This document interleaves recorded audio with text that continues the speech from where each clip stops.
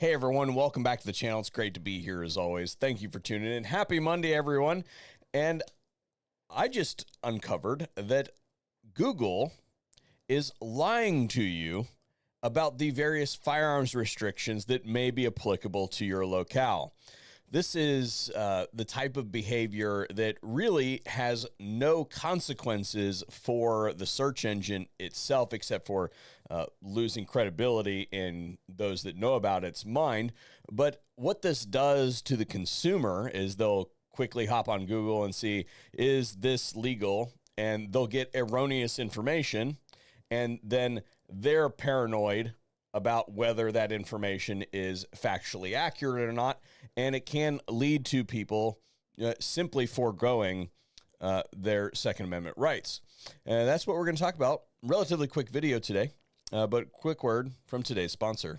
Today's video is brought to you by Medical Gear Outfitters. They are my go-to stop for anything medical related. It doesn't matter whether you need bumps and bruises kit or whether you need real equipment like chest seals or a cat tourniquet or something like that. They have got a bunch of medical kits over there.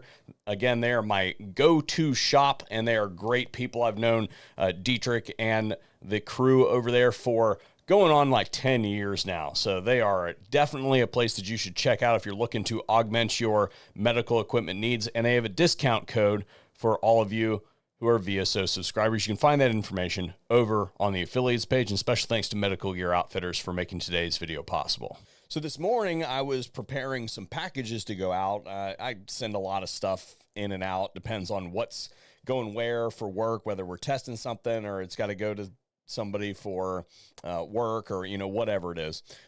Anyway, package needed to go out this morning, and it contained a few magazines. Well, whenever I ship something that has magazines, I have to validate the magazine restrictions in various locales. This one was going to a place that I don't normally work with out of Minnesota.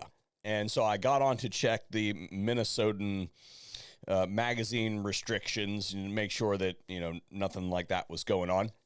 But I hop on Google, and Google says Minnesota law prohibits the purchase of gun magazines that are larger than a certain size. In February 2023, Senate Democrats introduced legislation that would ban the sale of manufacturing, importation, transfer, possession of gun magazines that can hold more than 10 rounds of ammunition. A cursory look at that, you'd be like, oh, wow.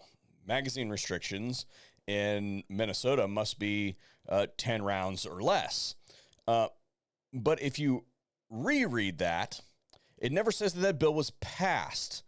Google's AI is presenting this as this piece of legislation became law. And that is not the truth. Continuing down from there, it says that new handgun models sold in Minnesota must include microstamping technology. But if you click on the reference links next to them, they'll take you to all of your favorite gun control websites. And if you look at those references, they say exactly the opposite. What the heck's going on here? So first, let's check on the magazine capacity restrictions. No magazine capacity restrictions. And of all the people that you would expect would be first to report that they have a magazine capacity restriction for a standard capacity magazine, it would be these people. Microstamping. What's going on here? Same dealio. You would expect these people to report to you that microstamping is a thing. They would update that the second they got notification. And no microstamping in Minnesota.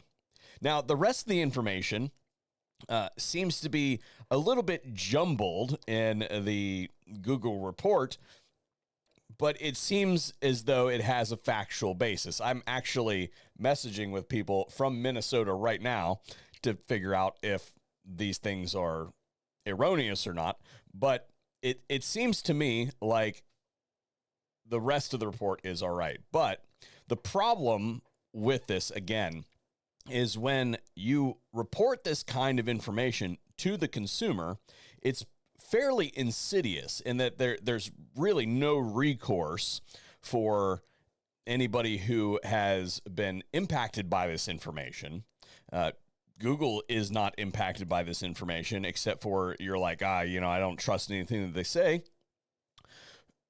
But the consumer might see that, and now they tell 10 of their friends that this is a problem.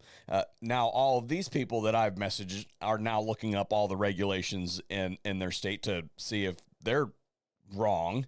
And it just leaves a big question mark. So dissemination of invalid information when it comes to people's Second Amendment rights and the unconstitutional laws that have been passed in their state is not a good thing. Oh, my favorite part, of course, is at the bottom it says this function is experimental.